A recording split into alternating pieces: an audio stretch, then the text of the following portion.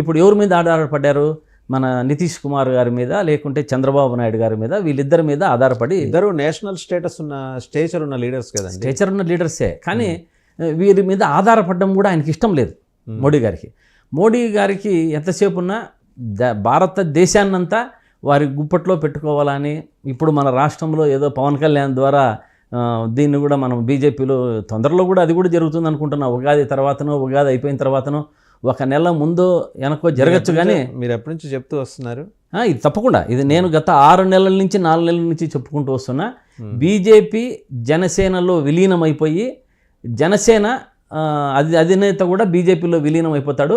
BJP దాని ద్వారా రాష్ట్రంలో జమిలీ వస్తే 224 స్థానాలు, లేదంటే 170 స్థానాల్లో నిలబెట్టేదానికి పవన్ కళ్యాణ్ ద్వారా చిరంజీవి గారు ఇది ఒక పెద్ద ప్లాన్ జరుగుతూ ఉంది. అది మరీ సబ్జెక్ట్, దాంట్లో నీట్గా అది ఎప్పుడు ఏం జరుగుతుంది. ఇప్పుడు ఇన్ని చెప్తున్నారు, మేము ప్రజల్లో ఉంటారని. మీరు ఎలాగో సరే ఎమ్మెల్సీ ఎలక్షన్స్ మీరు వద్దనుకున్నారు, కంటెస్ట్ చేయలేదు. ఓటేయడానికి వచ్చిన ఇబ్బంది ఏముందండి జగన్మోహన్ రెడ్డి గారికి? జగన్మోహన్ రెడ్డి గారు ఓటేయలేదు ఉంటారు. ఆయన కొన్ని కారణాల వల్ల పులివెందులకు పోయారు. చంద్రబాబు నాయుడు గారు వేశారు, లోకేష్ గారు వేశారు. మరి పవన్ కళ్యాణ్ గారు వేశారా? ఆయన కూడా కొన్ని కారణాల వల్ల లేరేమో. ఆయన పవన్ కళ్యాణ్ గారు నాకు తెలిసి కొన్ని దీంట్లో విషయాల ద్వారా తెలిసింది ఏమంటే, ఆయనకి డిగ్రీ కాలేదు, ఎన్రోల్మెంట్ కూడా లేదు అని. మరి దాన్ని ఏమంటారు, ఏ విధంగా చూస్తారు? అంటే ఓటు అయినంత మాత్రాన, ఎన్రోల్మెంట్ కానంత మాత్రాన డిగ్రీ కాలేదని మీరు ఎలా అంటారు? అంటే తప్పకుండా ఇప్పుడు ఎన్రోల్మెంట్ అయితే పవన్ కళ్యాణ్ గారు అక్కడే ఉన్నారు, అసెంబ్లీ జరుగుతూ ఉంది, అక్కడే ఉన్నారు. మరి ఓటు వేసేదానికి ఏం? మరి ఒక పార్టీ అధ్యక్షునిగా ఆయనకు డిగ్రీ అయిపోయి ఎన్రోల్మెంటే ఉండింటే ఎందుకు ఓటేయరు? అదేవిధంగా చంద్రబాబు నాయుడు గారు వేసొచ్చారు, లోకేష్ బాబు గారు వేసొచ్చారు. మన జగన్మోహన్ రెడ్డి గారు ఐ హాస్పిటల్ ఓపెనింగ్ ఉన్నింది పులివెందుల్లో, సంక్షేమ కార్యక్రమాలు చేస్తున్నారు. ఆయన ఉన్ని లేకపోని వారి యొక్క పులివెందుల్లో వారి కార్యక్రమాలు నిరంతరము జరుగుతూనే ఉంటాయి. అటువంటి కార్యక్రమాలు అటెండ్ అయినారు. మరి పవన్ కళ్యాణ్ గారు దీనికి సూటిగా పవన్ కళ్యాణ్ గారు కానీ జనసేన కానీ చెప్పాలి. ఎందుకంటే వారిది డిగ్రీ అయిపోయిందా లేదా, ఎందుకు ఓటు వేయలేదు అనే అంశాన్ని తెలియజేయమనండి. వారు కూడా మేము తెలియజేశాం కదా. కార్యక్రమం పులివెందుల్లో కార్యక్రమంలో ఎల్వి ప్రసాద్ ఐ ఇన్స్టిట్యూట్, దాదాపు చాలా పెద్ద ఇన్స్టిట్యూట్, అది కొన్ని కోట్లు పెట్టి దాన్ని ప్రజల కోసం పెట్టాడు. ఆ సంక్షేమ కార్యక్రమం నేను ఏదో పవన్ కళ్యాణ్ గారు ఏదో మాట్లాడుకుంటా ఏదో చిన్న దాంట్లో కూడా విన్నా నేను.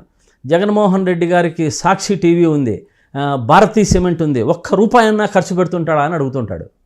అంటే ఏం కావాలా అసలు? పులివెందుల్లో వారు చేసినంత కార్యక్రమాలు అందరికీ ప్రజలలో వారికి ఉన్నంత అభిప్రాయం. పులివెందులు చేస్తుంటే ఆయన పిఠాపురంలో చేసుకుంటున్నారు కదా.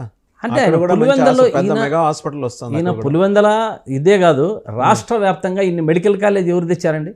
ఆ తెచ్చిన మెడికల్ కాలేజీని ఎందుకు వీళ్ళు చేయలేకపోతున్నారు? ప్రభుత్వము ఎన్నికి రాసిచ్చారు? ఎందుకు రాసిచ్చారు? చంద్రబాబు నాయుడు గారు కానీ పవన్ కళ్యాణ్ గారు కానీ రాసిచ్చారు అని మీరు అంటున్నారు. ఆ రాసి ఇవ్వటాన్ని ఆపండి. గవర్నమెంట్ ఆఫ్ ఇండియాతో మీరు ప్రధానమంత్రితో మాట్లాడచ్చు కదా. అదే లేఖలు కూడా మన జగన్మోహన్ రెడ్డి గారు రాశారు. ఇన్ని తీసుకొని వచ్చిన మెడికల్ కాలేజీని, ఇంతమంది ప్రజలను, పిల్లలు ప్రజల్లోకి వెళ్ళి చెప్పండి ఆ విషయం. వాళ్ళు వెనక్కి ఇచ్చేసారు అంటున్నారు కదా అన్ని సీట్లు. ప్రజలు చెప్పట్లేదు కదా. మీరు ఇప్పుడు ఎందుకు చెప్పడం లేదు? మీరు జైల్లోకి వెళ్ళి ఖైదీలను పరామర్శించడానికి మీ సమయం అంతా ఇచ్చిస్తాను. మీరు ప్రజలు ఇప్పుడున్న ప్రభుత్వము సూపర్ 6లను అమలు చేయలేక చెప్పిన దాన్ని ఒక్క పెన్షన్స్ తప్ప ఏదన్నా ఉందా తెలియజేయండి. ఎన్టీఆర్ భరోసా కింద బ్రహ్మాండంగా వెల్ఫేర్, మీకన్నా ఎక్కువ వెల్ఫేర్ చూపిస్తున్నారు. ఏం లేదు, ఒక్క పెన్షన్ తప్ప. మీకు 15,000, మీకు 15,000, మీకు 15,000, మీకు 18,000, మీకు 18,000 ఎక్కడ పోయింది? రైతులకి ఎక్కడ పోయింది? విద్యార్థులు అయితే అస్సలు ఇంకా ఏడ్చేదోటి తక్కువ. ఏదన్నా యూట్యూబ్లో చూడండి, ఏ విద్యార్థి అయినా వారికి డబ్బు అందక చదువుకునే పరిస్థితి కూడా లేని కాలంలో ఉంది. జగన్మోహన్ రెడ్డి కాలంలో అట్ట కాదు. తల్లికి వందనం అనే కార్యక్రమాన్ని, ఇవన్నీ చాలా కార్యక్రమాలు చేశారు. ఇప్పుడు ఏముందంటే మంచి బ్రాందీ షాపులు, బాగా మంచి మద్యము. చంద్రబాబు నాయుడు గారు చెప్పారు కదా, నన్ను అధికారంలోకి తీసుకొస్తే నాణ్యమైన మద్యం. At least you have confessed that ఈ గవర్నమెంట్ క్వాలిటీ లిక్కర్ ఇస్తుందని. అదే మీరు మీరు ఇవ్వలేదు కదా ప్రజలను. ఎందుకు క్వాలిటీ? జగన్మోహన్ రెడ్డి గారు మద్యాన్ని లేకుండానే చేయాలన్నది వారి అభిప్రాయం. వైఎస్ఆర్ కాంగ్రెస్ పార్టీ విడతల ప్రకారము మద్యము ఉండకూడదు రాష్ట్రంలో అన్నదే. మద్యం ఉండకూడదనా, లేకపోతే మద్యం తాగేవాళ్ళు ఉండకూడదనా? మద్యం ఉండకూడదని అనుకున్నారు. మద్యపాన నిషేధం చేయాలనుకున్నారు. కొన్ని కారణాల వల్ల కాలేదు అది. కాకపోతే ఈసారి దాన్ని అమలు పరుస్తారు. కానీ చంద్రబాబు నాయుడు గారు వాళ్ళ ఎన్నికల మేనిఫెస్టోలోనే మేము నాణ్యమైన మద్యం అందజేస్తాం